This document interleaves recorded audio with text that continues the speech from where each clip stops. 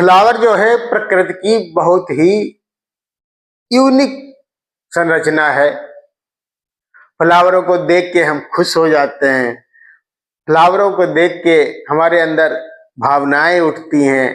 कुछ फ्लावर तो ऐसे भी हैं कि जिनको हम देखते हैं और देखते ही रहते हैं, और इनसे जो फ्रेग्रेंट निकलता है, यानी जिसे हम परफ्यूम बनाते हैं, और नेक्टर, जिसे कि इसके ब्राइट कलर और इसके नेक्टर की वजह से बहुत सारे नेचर के इंसेक्ट भी इसकी तरफ खींचे चले आते हैं। तो फ्लावर के, और फ्लावर हमारे शांति के, लव के, ठीक है, फ्रेंडशिप के प्रतीक भी हैं। जैसे कि रेड फ्लावर है, प्रेम का मतलब लव का प्रतीक है। येलो फ्लावर फ्रेंडशिप का प्रतीक है, और शांति के लिए हम व्हाइट फ्लावरों का इस्तेमाल करते हैं। अगर मेल और फीमेल कैरेक्टर दोनों पाए जा रहे हैं तो बाइसेक्सुअल फ्लावर हो गया, और अगर केवल मेल या केवल फीमेल कैरेक्टर पाए जा रहे हैं, पार्ट पाए जा रहे हैं, या होल पाए जा रहे हैं, तो वो यूनिसेक्सुअल फ्लावर होता है। तो जो बाइसेक्सुअल फ्लावर है उसमें मेन रूप से एक कैलिक्स पार्ट हो गया, एक होल होता है, दूसरा होल करोला का होता है, तीसरा एंड्रोसियम का होता है। बाइसेक्सुअल फ्लावर में 4 होल होते हैं। नंबर 1 सेपल का, दूसरा पेटल का, नंबर 3 एंड्रोसियम, और नंबर 4 गाइनोसियम। सेपल जो है सबसे पहला होल है, और ये जनरली ग्रीन कलर का होता है। सेपल जो है 5 से 7 की संख्या 5 से 7 होती है। अलग अलग पाए जाएंगे तो ये पॉलीसेप्लस कहलाएंगे, और अगर ये ज्वाइंट हो जाते हैं तो इसको हम गैमोसेप्लस बोलते हैं। पाया जा रहा है तो पॉलीसेप्लस, और अगर ये ज्वाइंट हो गए एक दूसरे में तो उसको हम गैमोसेप्लस बोलते हैं। कैलिक्स बोले या हम इसको सेपल बोले, दोनों का मतलब एक ही है। इनकी भी संख्या 5 से 7 ही पाई जाती है। ये नंबर में 5 से 7 होते हैं, और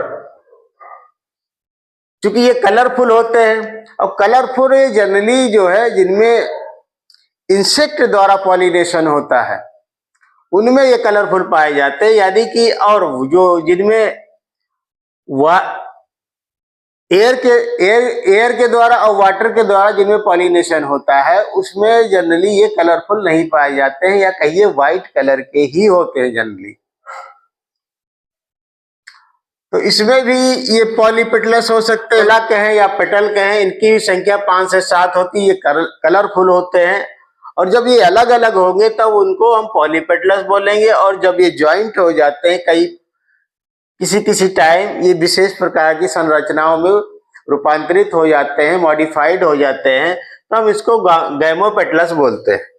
तो हम फ्लावर के तीसरे होल की बात कर रहे थे। तो ये मेल फ्लावर का ये मेल पार्ट होता है, और इसमें जो फ्लावर का है वो स्टामेन होता है। ये तीसरा चक्र होता है फ्लावर का। तो स्टामेन मेन रूप से क्या होता है, ऊपर एक पोर्शन पाया जाता है जिसको हम एंथर बोलते हैं। नीचे जो फिलामेंटस स्ट्रक्चर है उसको हम फिलामेंट बोलते हैं। थ्रेड लाइक स्ट्रक्चर होता है उसको हम फिलामेंट बोलते हैं। और इसका जो एंथर वाला पार्ट है वो बाइलोब्ड होता है, यानी कि इसमें 2 लोब पाए जाएंगे, और एक लोब के अंदर 2 थीका पाए जाते हैं, यानी कि डाइथीकस होता है।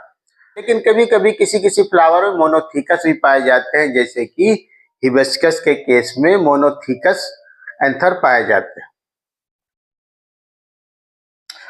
तो इसमें 2 लोब जो एंथर में है ये बाइलोब्ड होता है। एक लोब ये है, एक लोब ये है। उसके बाद इसमें क्या होता है, क्योंकि ये डाइथीकस है, एक लोब में 2 थीका होते हैं, तो इसमें एक लोब में 2 थीकस, तो 2 2 4 थीकस हो जाते हैं। ठीक है, तो इसकी जो इंटरनल स्ट्रक्चर है स्टामेन का, तो सबसे पहले इसमें ऊपर की तरफ एपिडर्मिस पाई जाती है। उसके बाद उसके अंदर इसमें एंडोथीसियम की लेयर होती है। उसके बाद 2 लेयर्ड पतली थिन सेल्स की बनी हुई मिडिल लेयर होती है, ये 2 लेयर्ड होती है। उसके बाद मिडिल लेयर के अंदर एक थिक सेल का बाइन्यूक्लिएटेड सेल्स पाई जाती हैं, जिसको हम टेपिटम बोलते हैं। और टेपिटम के अंदर जो सेल्स पाए जाते हैं वो स्पोरोजिनस सेल होती हैं। स्पोरोजिनस सेल ही पॉलन ग्रेन को जन्म देती हैं, यानी कि जो स्पोरोजिनस सेल हैं ये ही आगे चलकर एंथर को पॉलन ग्रेन को बनाएंगी।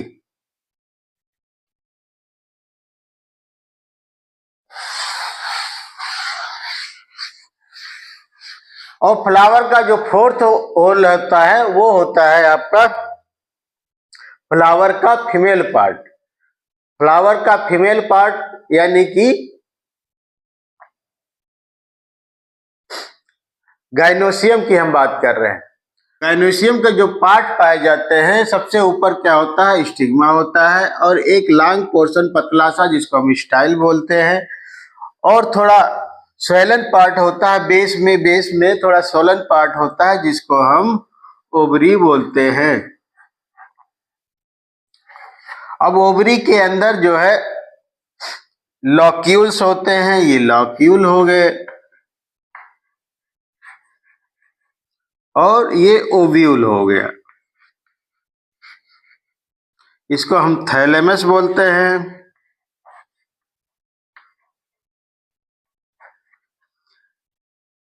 ये पुष्पासन हो गया थैलमस, ये ओवरी वाला हिस्सा हो गया, ये स्टाइल हो गई, ये स्टिग्मा हो गया। अब ओवरी में जब अंदर हम सेक्शन करके देखते हैं तो हमको क्या दिखता है, ओव्यूल दिखते हैं और लाक्यूल दिखते हैं। तो ये हो गई फीमेल पार्ट की। ये जो फ्लावर है मॉडिफाइड शूट है। तो कुछ फैक्ट हैं जिससे ये पता चलता है कि जो है ये सूट यानी कि तने का ही रूपांतरण है। देखिए, तने की खासियत ये होती है कि उस पे नोड और इंटर नोड पाए जाते हैं, चाहे वो हम राइजोम एक प्रारूप है तने का राइजोम, सूट पे नोड इंटर नोड पाए जाते हैं। तो राइजोम जब हम आइडेंटिटी रूट से डिफरेंशिएट करते हैं तो उस पे नोड और इंटर नोड हम जस्टिफाई करते हैं। ऐसे ही कभी कभी कुछ फ्लावर ऐसे होते हैं, उसमें क्या हुआ, जो ये 4 होल हैं इसके, यानी सेपल का, पेटल का, एंड्रोसियम का और गाइनोसियम का, इनके बीच में नोड पाई जाती है। तो इससे ये पता चलता है कि जो फ्लावर है एक मॉडिफाइड स्टेम है। डायंथस के केस में ये कैलिक्स और करोला के बीच में नोड पाया जाता है, यानी कि एंडोसियम और गाइनोसियम के बीच में नोड पाया जाएगा, वो उसका उदाहरण है कैपेरिस। और एक तीसरी फेनामेना है एंड्रोफोर। एंड्रोफोर में ये होता है कि करोला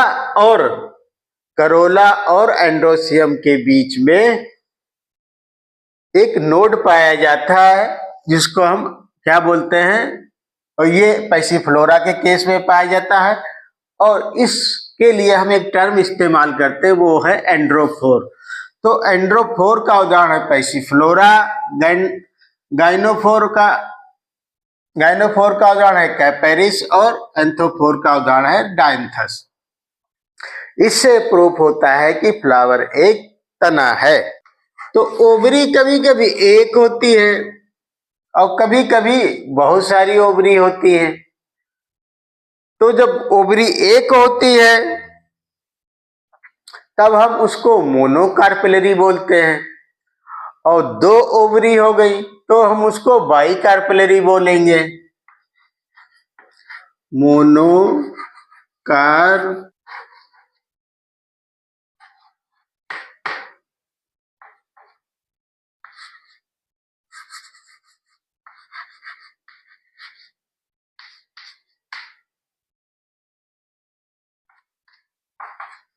तो अगर एक ओवरी पाई जाए तो मोनोकार्पल हो गया, 2 पाई जाए तो बाईकार्पल हो गया, और 2 से अधिक है तो उसको हम मल्टीकार्पल बोलते हैं या मल्टीकार्पलरी ओवरी बोलते हैं। अब ये ओवरियां कभी कभी तो ये फ्री होती हैं, यानी कि एपोकार्पस टाइप की होंगी, और कभी कभी क्या होती है, ज्वाइंट हो जाती है, तो हम उनको सिनकार्पस बोलते हैं। सिन मतलब ज्वाइंट हो जाना, एपो मीन्स अलग अलग।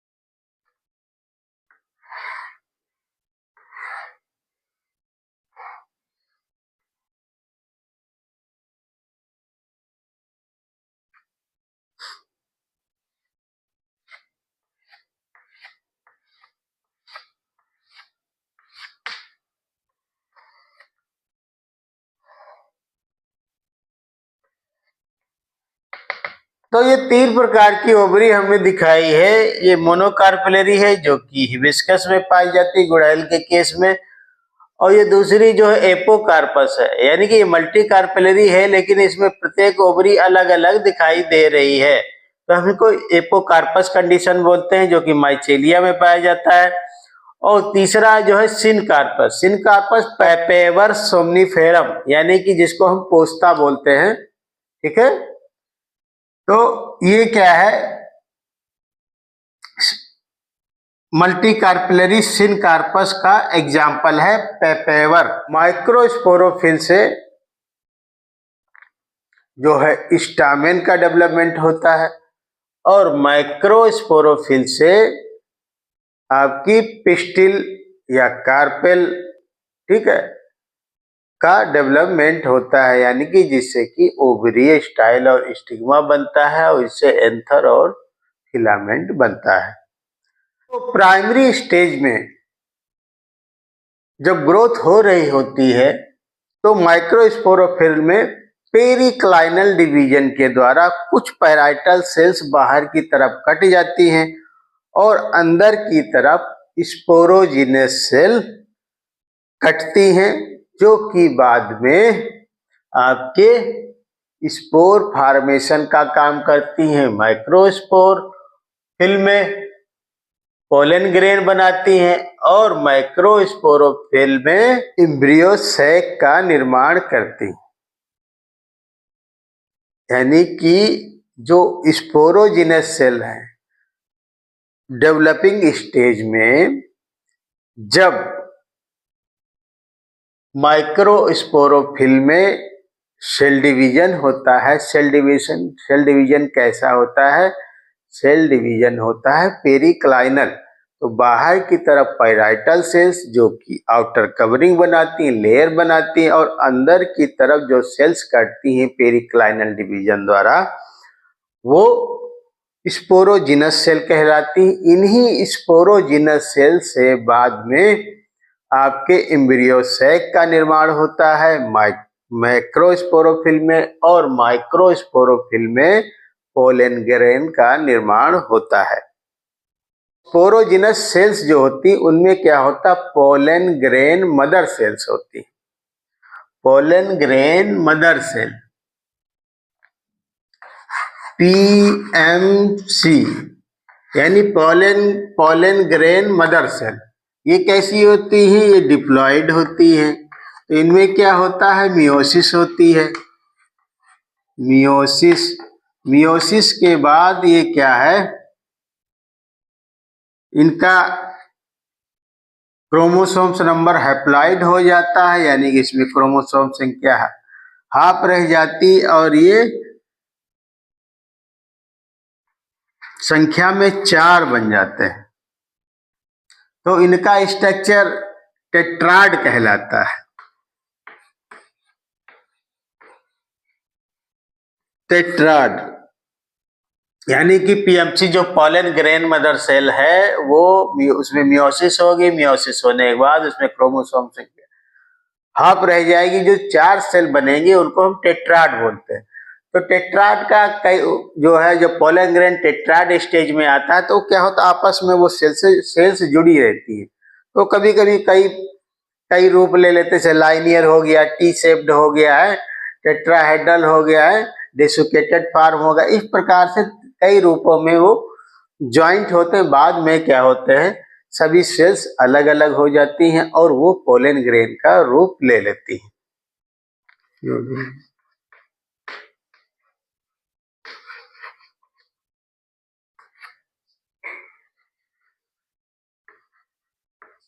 पोलन ग्रेन होता है, इसमें 2 लेयर होती हैं, एक एक्साइन जिसको हम बोलते हैं, एक्साइन, दूसरा क्या होता है, इंटाइन, ठीक है। और इसके अंदर क्या होता है, साइटोप्लाज्म है और ये न्यूक्लियस है, और ये जर्म पोर है।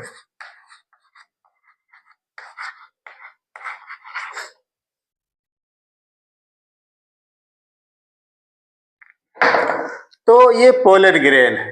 तो पोलन ग्रेन रिलीज कैसे होते हैं?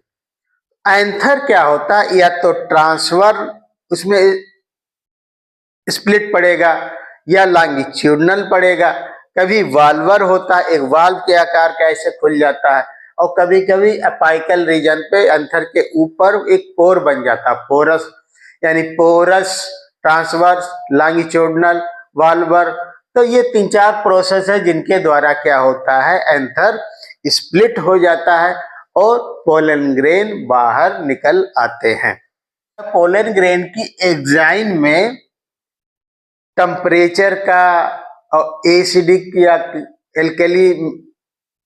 एल्कली पदार्थों का कोई इफेक्ट ना पड़े, कि अंदर वाला जो पोलन न्यूक्लियस है या पोलन सेल्स है वो उससे अफेक्टेड ना हो, उसको रोकने के लिए इसके एग्जाइन में एक प्रकार का केमिकल पाया जाता है, इसको हम बोलते हैं स्पोरोपोलेनिन। तो ये इसको हीट से यानी थर्मल और कई केमिकल से लड़ने की पावर प्रदान करती है, यानी कि उसके लिए ये रेजिस्टेंस होता है। और जहां जहां पे ये जर्म पोर पाए जाते हैं, यहाँ पे स्पोरोपोलेनिन नहीं पाई जाती है, ताकि इनका पोलन ग्रेन का जर्मिनेशन आसानी से हो सके। ठीक है, जर्म पोर में स्पोरोपोलेनिन नहीं पाई जाएगी, बाकी एग्जाइन के पूरे हिस्से में ये स्पोरोपोलेनिन पाई जाती है, ताकि जो है एडवर्स कंडीशनों में पोलन ग्रेन सुरक्षित रह सके। अब पोलन ग्रेन तो है, तो ये कि ये रिप्रोडक्टिव पार्ट बहुत जरूरी भी है। कभी कभी क्या होता है, इससे ह्यूमन काइंड को एलर्जी की शिकायत हो जाती है। एक वीड है जिसको हम कैरेट ग्रास बोलते हैं या पार्थेनियम, ये इंपोर्ट होके आया है फॉरेन से, काहे के साथ में, वीट के साथ में, गेहूं के साथ ये पार्थेनियम अपने यहाँ इंपोर्ट होके आया है। ठीक है, तो और ये अब इंडिया में इतना फैल गया कि हर जगह पे पाया जा रहा है, और इससे ये इसके पोलन ग्रेन, इसमें पॉलिनेशन जो है एयर द्वारा होता है, तो इसके पोलन ग्रेन एयर में बहुत ही मात्रा में फैले रहते हैं और ये एलर्जी प्रोड्यूस करते हैं। तो ऐसे क्या होता है, कभी कभी क्या जनरली जो है एज्मा और ब्रोंकाइटिस की शिकायत हो जाती है। तो पोलन ग्रेन निकलता है एंथर से, तो ये टू सेल स्टेज पे होता है।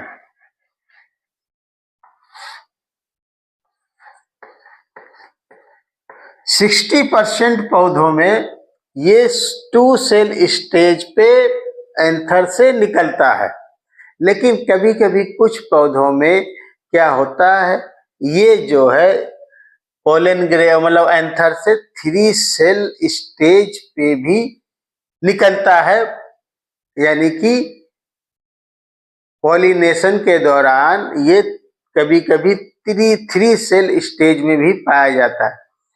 तो जब 2 सेल स्टेज होती है तो उसमें क्या होगा, एक बड़ी सी वेजिटेटिव सेल होती है और एक स्मॉल सी जनरेटिव सेल होती है।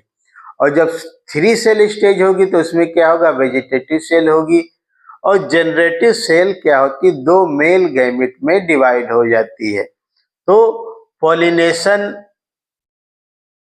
के कंडीशन में कभी कभी जो है कुछ पौधों में 3 सेल स्टेज पे भी इसका डेhiscence होता है एंथर का, और पॉलिनेशन वाली स्टेज में यानी कि ये पॉलिनेट होता है जब, तो कभी कभी 3 सेल स्टेज में भी होता है। विदेशों में पोलन ग्रेन की कैप्सूल मार्केट में अवेलेबल है क्योंकि ये काफी विटामिन रिच होते हैं, तो इनकी बड़ी डिमांड है, विदेशों में इनका बहुत प्रचलन है। तो वहाँ पे जो है पोलन ग्रेन जो हनी बी के द्वारा इकट्ठा किए गए हैं उनको इकट्ठा करके और स्टेरलाइज करके उनको मार्केट में उतारा गया है। लोग बड़े चाव से खरीद के खाया जाता है। जैसे क्या है, बी पोलन करके एक प्रोडक्ट आता है, तो ये बहुत पॉपुलर प्रोडक्ट है। ठीक है, तो यानी कि पोलन की कैप्सूल की मार्केटिंग होती है। ओवरी में क्या होता है, अंदर लाक्यूल होते हैं, लाक्यूल के अंदर ओव्यूल होता है। तो यही ओव्यूल डेवलप होके, ये जो ओव्यूल है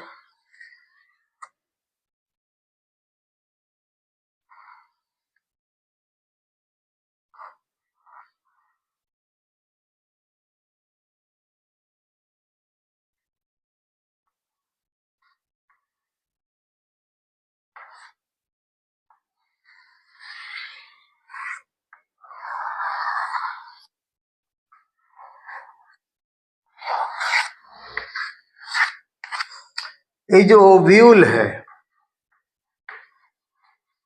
ये लॉक्यूल है।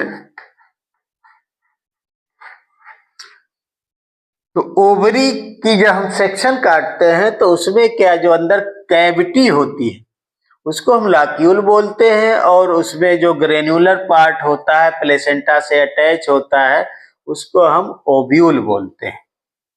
यही ओव्यूल आगे चलकर मेगास्पोरो एम्ब्रियो सैक का निर्माण करता है। यही जो ओव्यूल है आगे चलकर किसका निर्माण करेगा, एम्ब्रियो सैक का।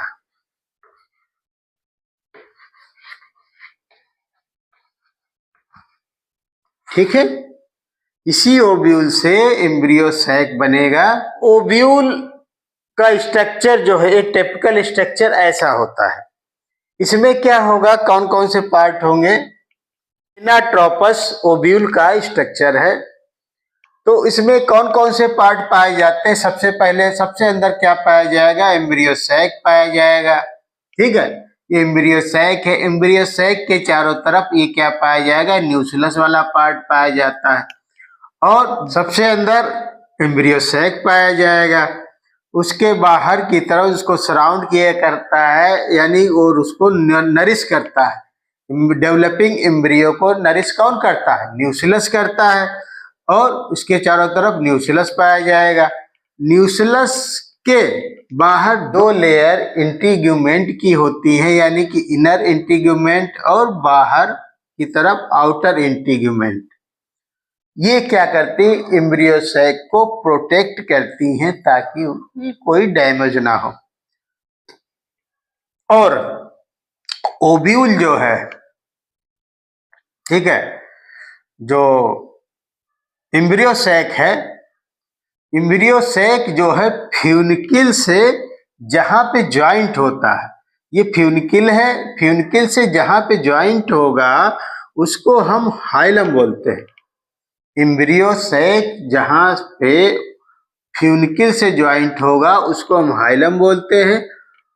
और लाक्यूल में प्लेसेंटा से जहां पे ओव्यूल अटैच होता है, लाक्यूल में प्लेसेंटा से जुड़ने वाले पोर्शन को फ्यूनिकिल बोलते हैं। तो यहाँ पे 2 टर्म बच्चों हैं, एक फ्यूनिकिल एक हाइलम।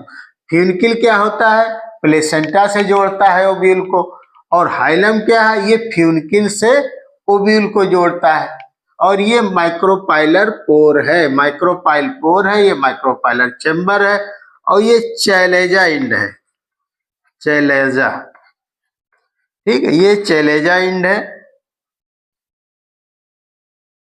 चैलेजल पोर्शन कहलाता है, माइक्रोपाइल पोर्शन कहलाता है। ठीक, तो ये टिपिकल ओव्यूल का स्ट्रक्चर है जो कि एनाट्रोपस है।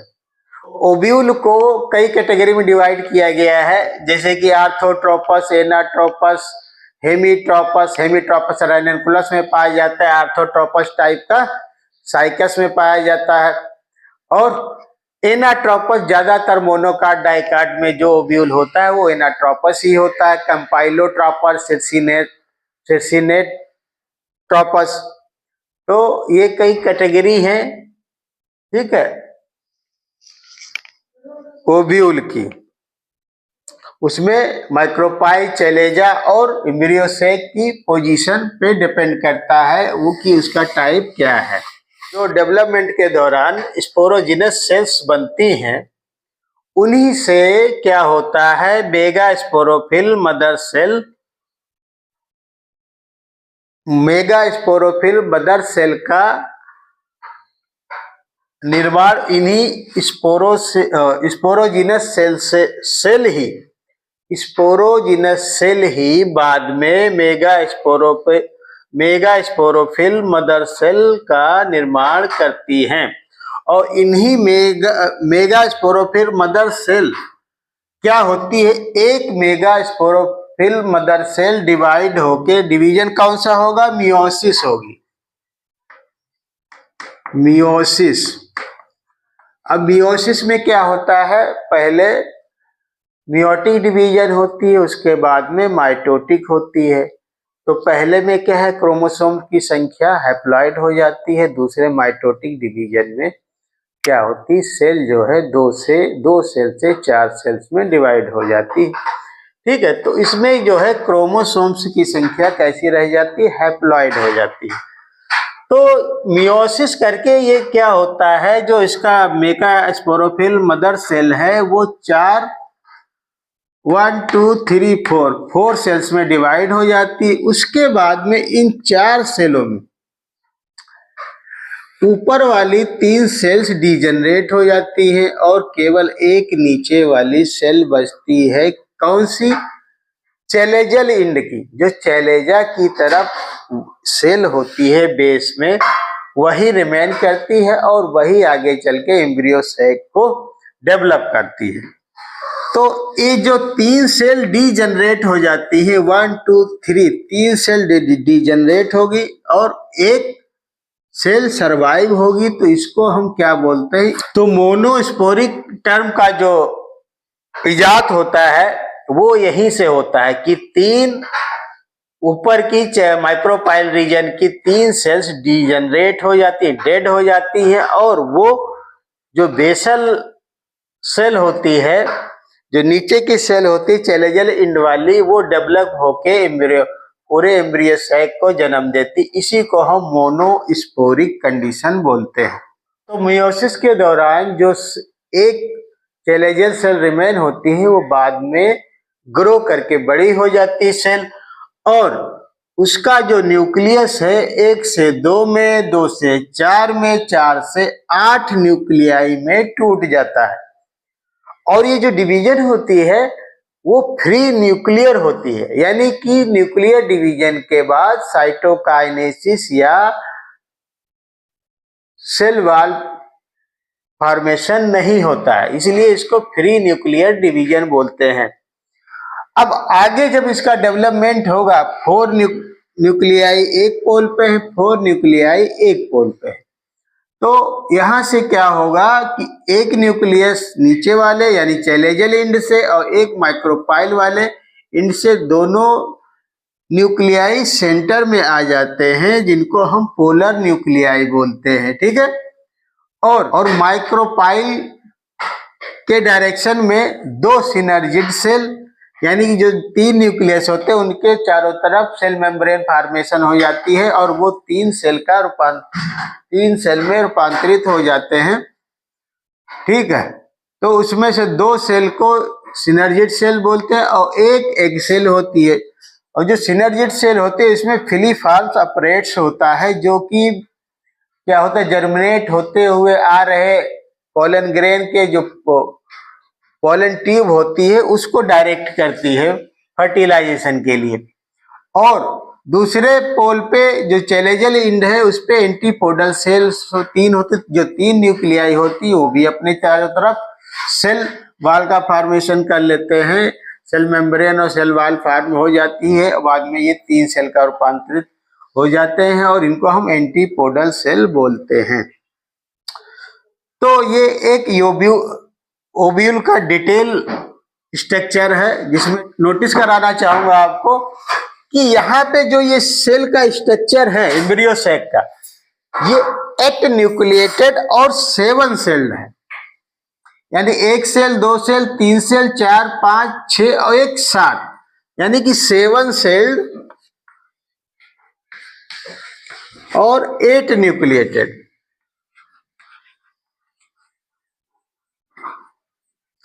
तो हमारा जो एम्ब्रियो सैक होता है वो 7 सेल्ड होता है और 8 न्यूक्लिएटेड होता है, ये आपको याद रखना है।